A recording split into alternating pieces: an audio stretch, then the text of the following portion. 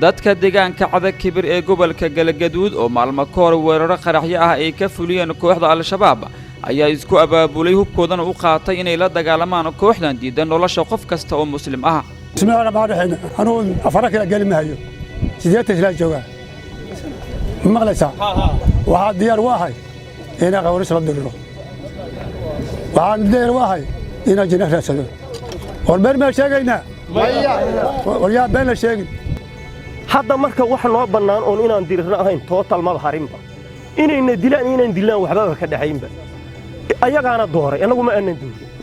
deegaan dhanoo ballaaranoo 200 kiiloomitir isku wareegsanoo qof dirirayda ba joogi guriga gub ceelka gub astaanada khid shaqada waa weyn ma in waxaas loo okortay diinta islaamka dadnimada badbaadiyay ka yihiin in la dhinta waa waajib muqaddas ah nimankii sharwadayaasha ahaa ee nolol diidka ahaa ee diin diidka ahaa ee dadnimo diidka ahaa ayaa waxa ay bidaan wax qof insaana runtii aysan ka suurtagali karin ayay ku sameeyeen oo ah ceelkii biyaha ay ka cabi jireen dad iyo duunyo inay ka dumiyeen isgaarsiintii oo ayada markii la fiiriyo biyaha aan wax ay ku taalaba aan la aragin kasto nolosha hadda ay ku xiran tahay in wax lagu kala gato isgaarsiinta meel kasto ay tagaan aan uga daba tagno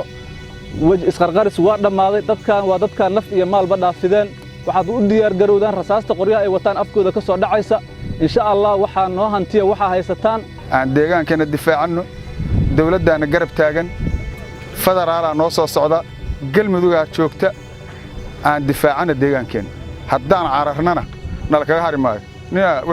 غفكو هذا ماشي وتجا فرنت أوجاد ماشي عن واحد فردة لا بقولوا إنه عيد أنا أغري سيدته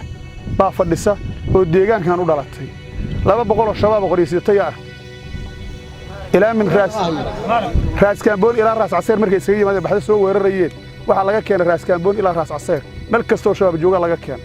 deegaanada aan joogno wali boqol meel joogta laguma arag ma dhici karto inaan unug iyo laba unugood oo barbukis ceelashayadii iyo naftayadii iyo maalkayagii lagu gubaysto lagu qarxiyo wallaahi oo billahi tallaysan oo geedahay ku jiraan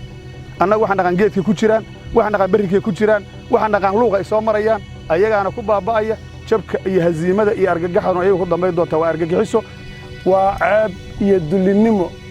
in ay maalin walba horteena wax ku gowracaan ee masaafada ay wax ku gowraceen aan dib ugu sii sikanno ee maalinta dabada waxaan taaganahay ardo Cada Kibir